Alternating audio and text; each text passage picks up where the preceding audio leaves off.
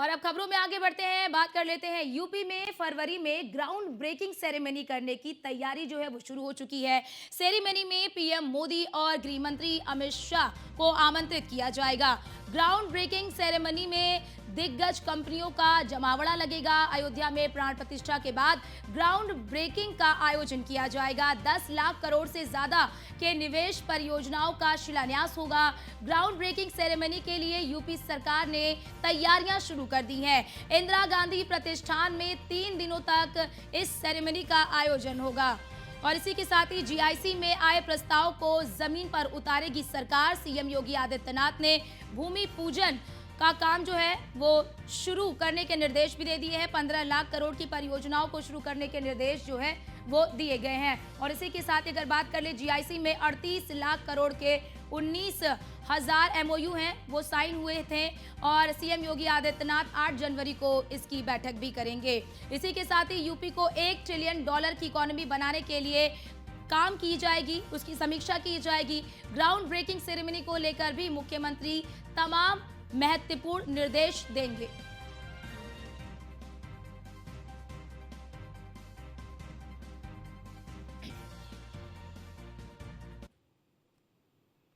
और हमारे साथ हमारे सहयोगी मनीष मिश्रा हमारे साथ लाइव जुड़ चुके हैं। मनीष, अब ये पूरी सेरेमनी की जाएगी, किस तरह से इस सेरेमनी का ग्राउंड जीरो तैयार किया गया है?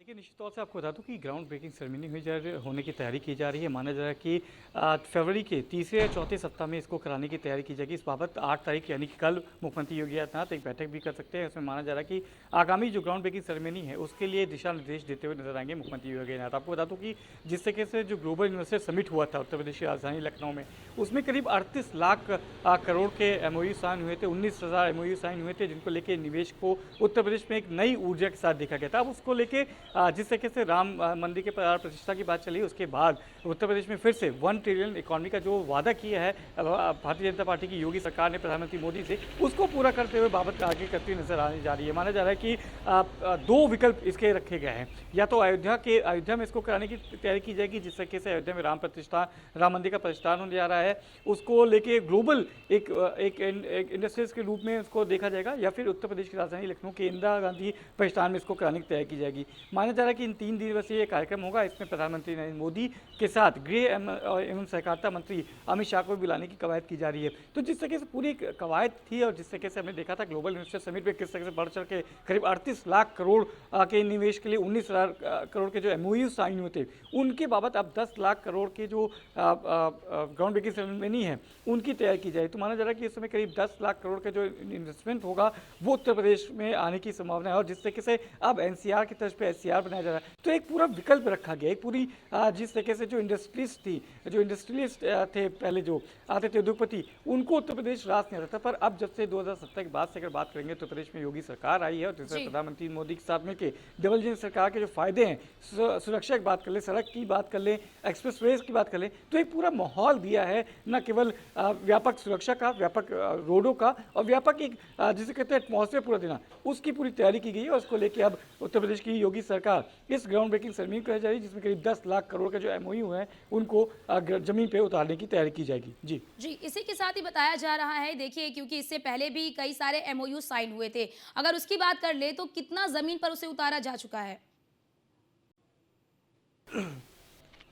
देखिए, 2017 के पहले भी इन्वेस्टर समिट्स होते हुए आए थे, पर 2017 के बाद अगर आप देखेंगे तो सैमसंग का उत्तर प्रदेश में आना, नोएडा में उसकी यूनिट को लगना, उसके बाद तमाम ऐसे उद्योग थे जो उत्तर प्रदेश में पहले एमओयू साइन होते थे पर वो खाली धरातल पर उतरते नहीं नजर आते थे। पर आप 2017 के बाद से जितने भी आप देखेंगे ग्राउंड ब्रेकिंग सेरेमनीज हुई हैं या फिर जितने इन्वेस्टर समिट्स हुए थे, उसमें आप देखेंगे कि कहीं ना कहीं जो इंडस्ट्रियल हब्स हैं या फिर कहें डिफेंस कॉरिडोर को लेकर बुंदेलखंड की जो बात थी, उसमें जो इंडस्ट्रीज थे उन्होंने रुचि दिखाई थी। और उसी के चलते 38 लाख करोड़ का एमओयू की बात हुई थी। 19,000 एमओयू साइन हुए थे 38 लाख करोड़ के।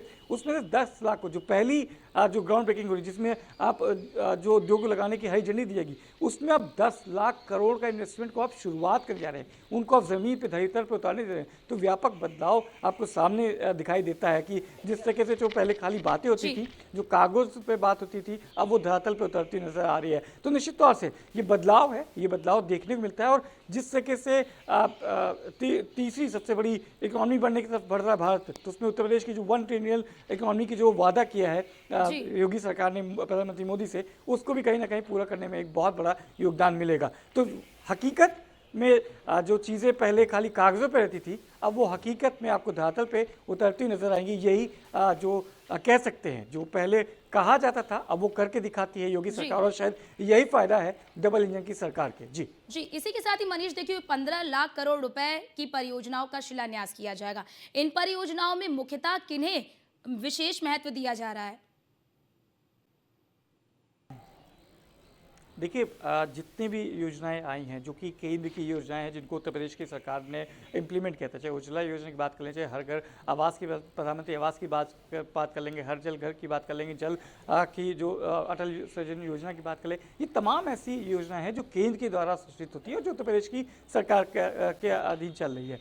तो इन योजनाओं को किस तरह से शिलान्यास और लोकार्पण का कार्यक्रम इसमें रखा गया है, उन योजनाओं को जो कि केंद्र की योजना है, जो कि प्रदेश में लागू की गई थी और जिनको इम्प्लीमेंट किया गया है। कुछ ऐसी योजनाएं हैं जिनका शिलान्यास किया जाएगा, कुछ ऐसी योजनाएं हैं, अधिकतर ऐसी योजनाएं हैं जिनका लोकार्पण किया जाएगा, जनता को सौंपा जाएगा। तो निश्चित तौर से एक बार फिर से क्योंकि मैं पहले भी हमने बताया था कि अपने दर्शकों को कि जिस तरीके से जो डबल इंजन की सरकार के जो फायदे मिलने चाहिए थे वो पहले मिलते नहीं थे, क्योंकि बीजेपी की केंद्र में सरकार होती थी तो राज्य में सरकार नहीं होती थी। पर 2017 के बाद से, जब से प्रधानमंत्री नरेंद्र मोदी केंद्र में और योगी सरकार स्टेट में रही है, उसके बाद जो इम्प्लीमेंट हुआ है और जिस तरीके से जो योजनाएं चलाई गई हैं उनका धरातल पर उतार के उनको जनता को सौंप के एक बार फिर से प्रधानमंत्री मोदी अपनी कही हुई बातों को पूरा करेंगे। और शायद यही इस बार का नारा भी रहेगा। बिल्कुल बिल्कुल मनीष, और क्योंकि हमने कई बार देखा भी है कि किस तरह से मुख्यमंत्री योगी आदित्यनाथ ये कहते भी हैं कि देश में विकास का जो रास्ता है वो यूपी से होकर जाता है। फिलहाल आपका बहुत बहुत शुक्रिया तमाम जानकारी हमारे साथ साझा करने के लिए।